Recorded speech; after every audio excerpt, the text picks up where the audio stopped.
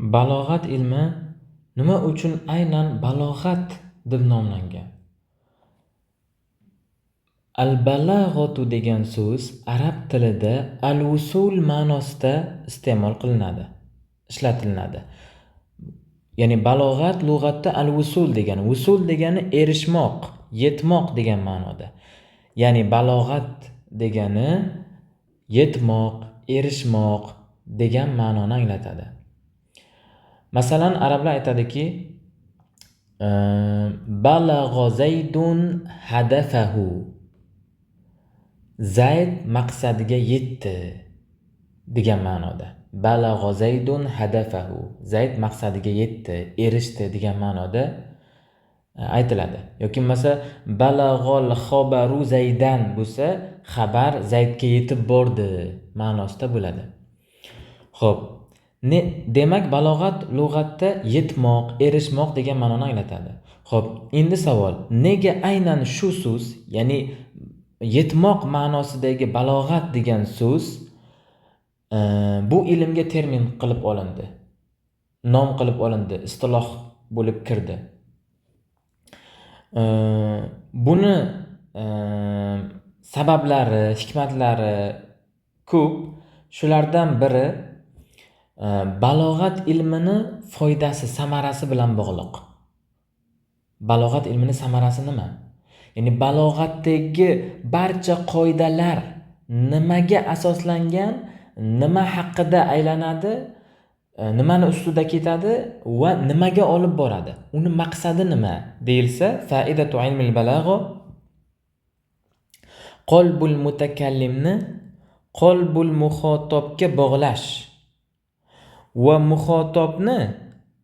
muxotob yoki samiyani mutakallimni qalbiga yetkazish. Qarang,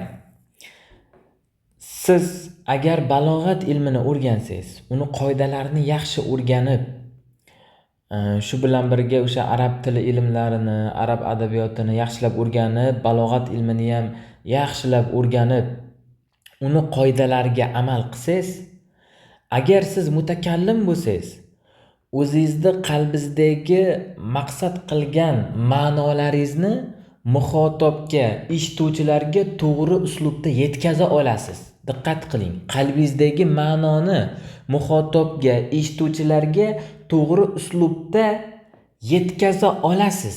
Ana. Demak, qalbingizdagi ma'no muxotob va eshituvchilarga yetib borishi uchun siz qanday gapirishingiz kerak? Qanday holatda, qanday uslubda gapirishingiz kerak? Buni bilishingiz kerak. Tushunyapsizmi? Bu narsani balog'at o'rgatadi. Endi agar siz mutakallim emassiz, siz eshituvchisiz, muxotobsiz yoki qorisiz, o'quvchisiz, kitob o'qiyapsiz. Siz xoh muxotob bo'ling, xoh eshituvchi bo'ling, xoh qori bo'ling, kitob o'quvchi bo'ling. O'sha mutakallimni, sizga gapiruvchi mutakallimni yoki kitob muallifini gapidan uni qalbidagi ma'nolarga yetib borishingiz uchun ham sizga ilm kerak. Shu ilmni balog'at o'rgatadi. Tushunyapsizmi? Ya'ni qarang, mutakallimni qalbidagi ma'noni muxotobni qalbiga yetkazish va muxotob bilan sami' mutakallimni qalbiga yetishligi. Ikkala jihatdan ham yetmoqlik bor. Agar siz gapiruvchi bo'lsangiz, unda qalbingizdagi ma'nolarni qanday qilib muxotob yoki eshituvchilarga to'g'ri uslubda yetkazishni bilishingiz kerak. Buni balog'at o'rgatadi.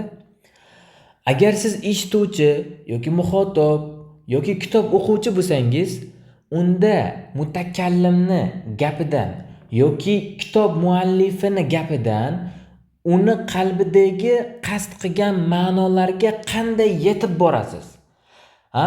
O'sha gapidan qanday qilib nimani iroda qilgan, nimani maqsad qilgan qalbida, o'sha ma'nolarga to'g'ri holatda yetib borishingiz uchun ham, o'sha ma'nolarni kashf qilib unga erishishingiz uchun ham sizga nima kerak? Ilm kerak.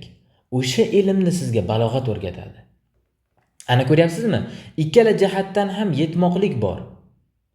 mutakallimni qalbidan muxotob sami'ni qalbiga va sami' muxotoblarni, qorilarni mutakallimni, muallifni qalbiga yetishligi. Ana shuning uchun ham balag'o degan so'z bu ilmga termin qilib olingan.